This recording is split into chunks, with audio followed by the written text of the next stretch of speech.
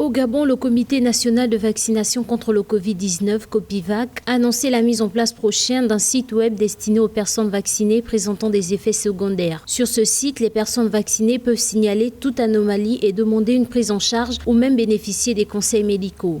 L'objectif, selon les autorités sanitaires, est de recueillir, juguler et traiter d'éventuels cas de malaise liés à la vaccination contre le Covid-19. Quelle est l'importance de ce site web? Déjà, la gestion de la Covid au Gabon a été décriée par le commun des Gabonais. Le gouvernement le sait. La création d'un nouveau site web pour ces vaccins-là qui sont tirés des effets secondaires, je crois que c'est véritablement du gâchis. Parce que déjà au Gabon, on a ce problème d'Internet qui, pour beaucoup, est un luxe. Dès le démarrage de la campagne de vaccination au Gabon le 23 mars 2021, le comité de pilotage du Covid-19 a mis en place une unité de pharmacovigilance qui sera désormais appuyée par ce nouveau site web. Les autorités veulent ainsi davantage rassurer les Gabonais en les incitant à la vaccination. L'objectif fixé par le gouvernement est de vacciner 50% de la population totale. À ce jour, 50 227 personnes ont été vaccinées sur les 2 millions d'habitants que compte le Gabon. Déjà, le dépistage et la vaccination